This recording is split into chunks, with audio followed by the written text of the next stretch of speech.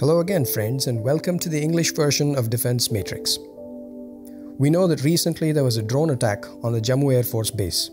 In fact, it's the first time ever that there's been a direct drone attack on a military target.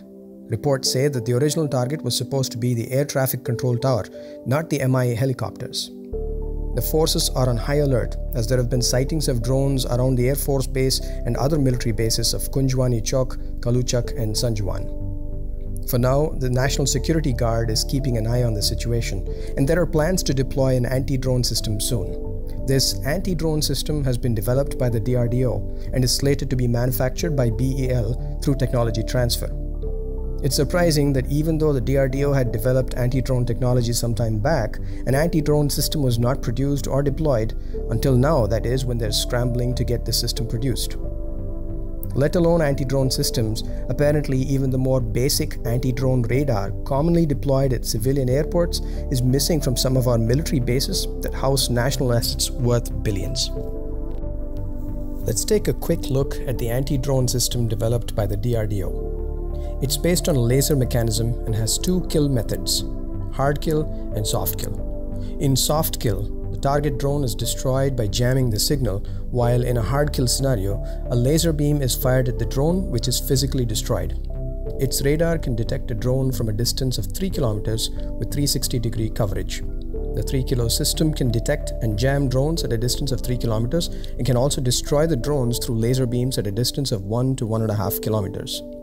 Apart from radar, it also includes an electro-optical and infrared sensor which can identify the target at a distance of 2 kilometers. In fact, radars like this should ideally be installed at every airport, not just military, but civilian airports as well, as a drone attack could happen anywhere. While we've seen these systems being deployed last year at Red Fort, unfortunately, a system as critical as this hasn't been deployed by the forces yet. Was it really necessary to wait for an attack like this to happen to get these systems deployed? As a reaction to the attack, the armed forces are now scrambling to get these systems up and running as soon as possible. Should they have shown the same urgency earlier, an attack like this might have been preempted in the first place. The attack is supposed to have been orchestrated by Pakistan-based Lashkar-e-Taiba. The forces have also captured a terrorist with 5 kilos of IED explosives. Subsequently, a meeting was convened by the Prime Minister with a high-level committee including the Home Minister, the Defense Minister, and the NSA. The focus of the meeting was drone policy. Apparently, until now, the official drone policy doesn't specifically lay out how to deal with a one-off rogue drone, but it's believed that the Ministry of Home Affairs and Civil Aviation are now reviewing the existing drone policy for necessary amendments. By the way, expect the drone policy to be significantly tightened up in the future, heralding a world where it won't be as easy to make drones as it is today. Also, there's a possibility that the procurement of the Israeli Smash 2000 Plus system by the Navy could extend to the Army as well as emergency procurement.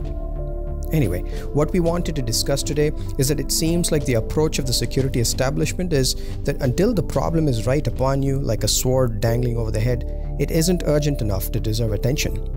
This approach in military matters can have grave consequences, and this isn't the first time that our forces have been taken by surprise. Take, for instance, the very critical modernization of NSG that was long pending, but only taken up after the unfortunate November 26th incident.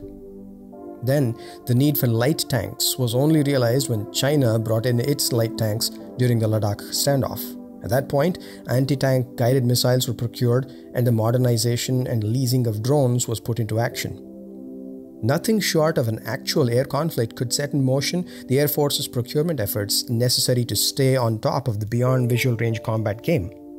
Only then was the development of the Astra accelerated, advanced versions of R-77 procured, and the importance of SDR realized. Only after Kargil did the forces seem to realize that better artillery was something that needed to be invested in. It's not that the forces never considered these options. The options were well considered, but their implementation wasn't given sufficient priority or urgency. We had an anti-drone system since 2020, but it took a drone attack on a major airbase for forces to realize its importance. The same goes for the Air Force regarding software-defined radio procurement. It's been planned since ages, but couldn't be acquired until threats became imminent.